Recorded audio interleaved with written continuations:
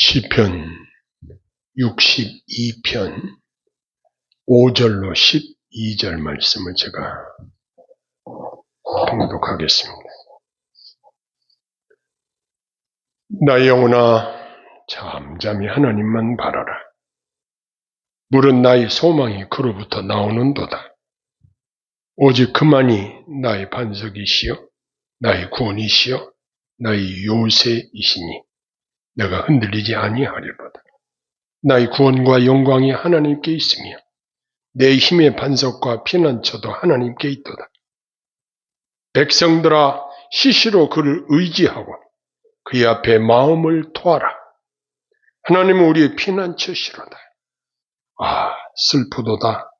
사람은 입김이며 인생도 속임수이니 저울에 달면 그들은 입김보다 가벼우리로다.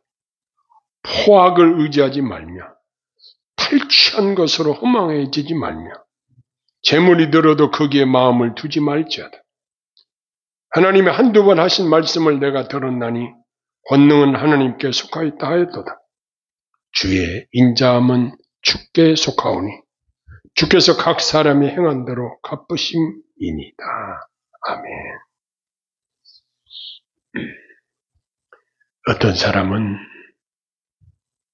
자기 자신을 희생하며 오직 자식을 위하여 모든 정성을 다하여 양육하고 자녀들에게 혼신의 노력을 기울여 키워서 또 결혼시켜서 노후 준비 자금까지 털어서 넉넉하게 자녀들이 살 수 있도록 해 주었는데 그 자식들은 1년이 다가고 명절이 와도 부모님을 찾지도 무난하지도 않는 경우들이 있습니다. 이에 대해서 서운함과 실망감으로 후회하며 사는 분들도 있습니다. 그 자녀들이 부모를 잘 공경하기를 바랐는데 너무나 기대에 미치지 못한다고 섭섭해하기도 합니다. 또 친구 관계가 중요하다 이렇게 말들을 하는데 친구 관계도 내가 돈이 있고 내가 밥도 사고 베풀고 할 때는 많은 친구들이 생기고 좋은 관계를 유지할 수 있지만 나이가 먹고 경제력도 없고 아무 도움이 되지 않는다고 생각이 되면 자연스럽게 하나 둘씩 멀어지기 마련입니다. 이 세상에서 가장 가까운 사이인 부부가 만나 결혼해서 서로 의지하고 사랑하며 행복한 가정을 이루어 살다가 어느 땐가는 그 둘 중에 하나가 먼저 세상을 떠나고 나면 그 이후에 외롭고 쓸쓸하게 혼자 살 수밖에 없는 그런 상황이 오게 되는 것입니다. 이처럼 이 세상이 진정으로 영원토록 의지할 수 있는 버팀목이 되어줄 사람은 없습니다. 오늘 우리가 읽은 본문에 시인은 이 5절 서두에 이렇게 말합니다. 하나님만 바라라 라고 우리에게 길을 제시하고 있는 내용을 함께 살피면서 함께 하나님의 뜻을 살피도록 하겠습니다. 시인 다윗은 하나님 앞에 잠잠했습니다. 다윗은 자신이 모든 육적 성향을 억제하고 자신을 전적으로 하나님의 뜻에 복종시킬 때까지 스스로를 격려하여 이 침묵의 은혜로 한 걸음 더 나아갔던 것입니다. 그러나 사단은 사람들의 마음속에 불안한 생각을 자주 집어넣게 됩니다. 우리가 이 땅에 살면서 환란의 새로운 바람이 일어날 때 우리가 누리던 내적 평온함을 잃어버리면 안 됩니다. 다윗은 하나님으로부터 즉각적인 응답이 없었지만 확신을 가지고 하나님을 바랐습니다. 나의 소망이 그로부터 나오는 도다. 이렇게 말합니다. 이어서 시인은 하나님께 대하여 여러 가지로 표현을 하는데 나의 반석, 나의 구원, 나의 요새이시니 내가 흔들리지 아니하리로다 라고 말하고 있습니다. 7절에서 8절에서 다른 표현이 더해지고 있습니다. 이것은 시인 다윗을 통하여 하나님께서는 우리로 하여금 그릇된 행동으로 미끄러지기 쉽게 하는 허약한 기질도 알고 계시며 우리도 넘어지지 않게 하려는 목적이 있는 것으로 이해가 됩니다.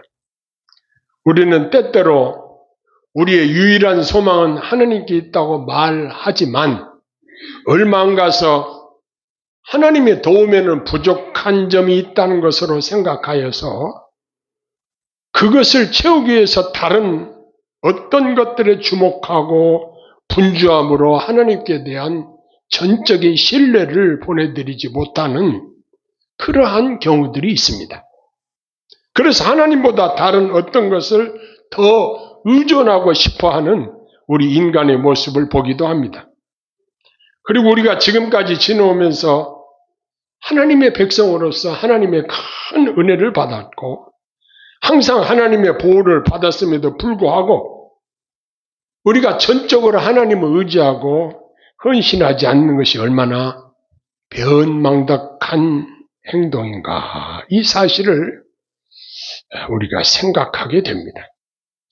시인이 여기서 교훈하는 점은 하나님은 자기 자녀들을 어떤 때는 고통 중에 단련시키시더라도 신앙의 지조와 용기를 가지고 살라는 말씀을 하고 계십니다.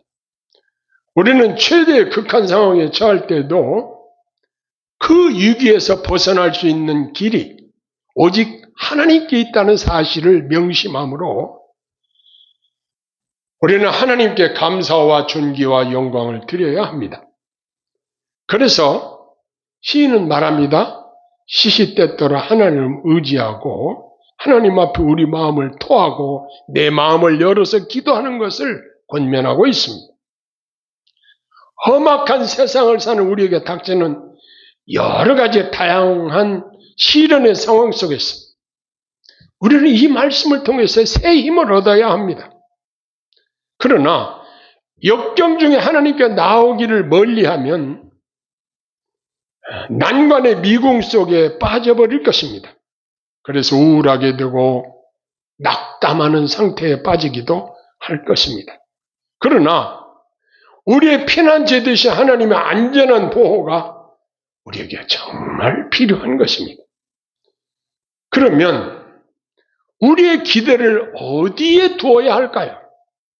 이 세상에 힘이 있다고 하는 자에게 의지해야 할까요? 지구촌의 현재 상황을 보면 세계 최강대국인 미국이 오늘날 세계 각국과 우리나라에 대해서 하는 여러 가지 행태들을 보면 미국도 전적으로 믿지 못할 나라라는 생각이 듭니다. 미국의 정치인들도 자기 나라의 이익만을 우선적으로 생각하고 행동하기 때문입니다. 그리고 시인은 권면합니다. 재물이 늘어도 거기에 마음을 두지 말라. 이렇게 우리에게 권면하고 있습니다. 사람들은 대부분 생각하기를 돈이 충분히 있으면 행복할 것이다. 이렇게 생각을 합니다. 물론 돈이 있으면 여러 가지 편리한 점들이 많이 있습니다. 그래서 이 돈을 벌기 위해서 동분서주 분주하게 목숨 걸고 다니며 노력을 합니다. 그러나 내 재산이 아무리 늘어난다고 해도 거기에 마음을 두지 말라고 합니다. 한 부자가 곡식을 많이 거두어서 창고를 여러 개 만들고 거기에 곡식을 가득 채우고 이제 됐다 하고 자만하고 있을 때에 하나님이 오늘 밤에 그 영혼을 취하면 그 재물이 누구의 것이 되겠느냐라고 예수님이 경고하신 말씀이 생각이 납니다. 재물은 우리가 이 땅에 사는 동안만 우리의 필요를 채우는 것뿐이지 그것이 진정으로 우리를 영원토록 복되게 할 수는 없습니다. 그래서 우리 성도들이 기억하고 지켜야 하는 것은 하나님과 재물을 겸하여 섬길 수 없다고 하신 말씀을 기억해야 할 것입니다. 그러므로 우리는 모든 기대를 우선적으로 하나님께 두어야 합니다. 앞에서 말한 그릇된 세상적인 소망에 의존하던 생각을 고치고 우리 마음속에 하나님을 쫓아내고 대신 들어앉은 모든 악한 헛된 욕망을 깨끗이 제하여 버리기를 권하고 있습니다. 이 세상 것들의 비정상적인 강한 애착을 갖고 사는 방식을 고치라는 것입니다. 번영의 풍부함이 그 사람을 교만하게 만들고 결국 하나님이 대적하시는 사람이 된다면 그에게는 비극인 것입니다.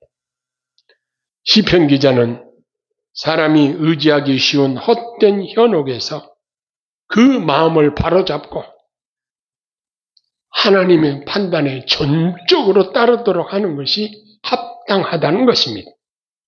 우리들은 하나님의 말씀을 생각하고 그 말씀을 절대적인 권위로 받아들입니다. 우리가 마음에 믿어야 하는 것은 하나님의 능력은 하나님의 배려에 내맡길 수 있을 정도의 넉넉한 확실한 피난처가 되신다는 확신을 갖는 것입니다. 하나님의 날개 그늘 아래 우리를 품어주심에 대한 믿음을 가지고 우리는 마음의 참 평안을 누려야 할 것입니다. 우리 성도들이 받는 보상을 약속하신 것은 하나님이 인자하심의 결과이지 나의 어떤 공로에 따라 그 대가로 주시는 것은 아닙니다. 전적으로 하나님이 주신 은혜에 기초한 것입니다. 우리 인간의 생각으로 하나님의 능력을 제한하거나 하나님은 이 정도까지밖에 안 도와주실 거야. 아니야. 이건 하나님이 도와주실 능력이 없을 거야. 이렇게 하나님의 능력을 제한해서는 안 될 것입니다. 우리 하나님은 우리의 모든 필요를 다 아십니다. 사람들은 자꾸만 가서 도와달라고 하면 한두 번은 도와줄 수 있지만 계속적으로 도와줄 수 있는 힘도 없을 뿐만 아니라 그런 도와달라고 요청하는 사람을 결코 가까이 하려고 하지 않습니다. 그러나 하나님께서는 시인을 통해서 우리에게 말씀하십니다. 백성들아, 시시로 그를 의지하고 그의 앞에 마음을 두어라 그랬습니다. 우리가 하나님께 기도하는 것이 뭐예요? 우리 마음을 하나님 앞에 토하는 거예요. 그래서 구하라 주실 것이요, 찾으라 만날 것이요, 문을 두드리라 열릴 것이라고 우리 예수님께서 친히 명령하고 계셨습니다. 우리가 시시로 내 마음을 기도의 방편을 통해서 하나님께 토해드리는 것입니다. 하나님께 우리의 마음을 전달하는 것이 바로 기도인 것입니다. 하나님이 이 위대한 천국권을 우리에게 허락해 주셨습니다. 예수님의 보배로 피로 값주고 사신 참으로 하나님 보시기에 너무나도 귀한 존재들로 여기시고 저와 여러분은 기도에 귀를 기울이시는 하나님의 마음을 우리가 짐작해야 할 것입니다. 하나님께서는 우리를 이처럼 사랑하시고 우리의 모든 필요를 아시고 채워주실 준비가 되어 있다는 사실을 기억해야 할 것입니다. 우리는 나의 기쁨, 나의 소망이 되신 주님을 우리는 날마다 바라고 그분을 수시로 의지하고 우리가 의무적이 아니라 항상 기도로 주님께 도움을 구하십시다. 지금 우리가 처한 상황이 아무리 힘들고 어렵다고 해도 하나님께서는 내게 감당치 못할 것을 허락하지 않으신다는 이 말씀을 믿음으로 마음의 평안을 누리시기를 바랍니다. 신실하신 우리 하나님은 항상 우리들을 눈동자같이 지키시고 우리를 보호해 주시는 분이시라고 성경이 증거하고 있습니다. 그래서 이런 말씀이 생각이 나잖아요. 나의 도움이 어디서 올꼬? 천지를 지으신 여호와에게서로다 라는 말씀을 마음에 새기고 이 땅에 살면서 하나님만 바라고 사십시다. 이렇게 믿음으로 사는 자들에게 하나님의 영원한 나라가 준비되어 있습니다. 이 땅에 우리가 얼마나 살지 모르겠습니다. 이것은 아무도 예측할 수 없습니다. 언제 우리 영혼을 하나님이 부르실지 알 수 없어요. 우리의 건강도 장담할 수 없어요. 그러나 우리의 사후에까지 우리 하나님께서 다 우리를 위해서 예비하시고 준비하신 것이 있습니다. 우리 예수님이 우리 앞서 가셔서 우리 있을 곳을 예비하시고 우리를 영접하시고 기쁨으로 우리를 맞이해 주실 것을 믿습니다. 그러므로 오늘 여러 가지 말씀을 들었지만 그 중에 한마디만 마음에 새기면서 우리에게 권고해야 될 내용은 하나님만 바라라. 저는 이 주제를 자주 입에 되뇌이면서 우리 하나님은 좋으신 하나님이시다. 그 수많은 성도들이 하나님을 바라고 하나님께 기도하고 그런데도 그 요구를 기쁘게 응답해 주시고 도와주시니 이 얼마나 감사한 일입니까? 그러므로 저와 여러분들이 나 자신에게 순간순간 명령해야 될 말이 무엇이겠습니까? 하나님만 바라라. 이 명령을 내 자신에게 해야 할 것입니다. 하나님이 하나님을 바라는 자들에게 놀라운 은혜로 함께 하실 줄로 믿습니다. 기도하겠습니다. 사랑의 아버지 하나님, 이 땅에 많은 사람들이 살고 있고 많은 일들을 하고 분주하게 돌아다닙니다. 그러나 우리가 바라고 의지할 대상은 오직 우리 하나님밖에 없음을 고백합니다. 하나님 아버지, 저희들을 불쌍히 여겨주시고 주께서 저희들에게 큰 믿음을 주시고 시시때때로 하나님을 의지하게 하시니 우리의 마음을 기도로 하나님께 토할 때에 하나님께서 기쁘게 응답해 주시고 주의 은혜로 함께하여 주시옵소서. 예수님 이름으로 감사하며 기도하옵나이다. 아멘.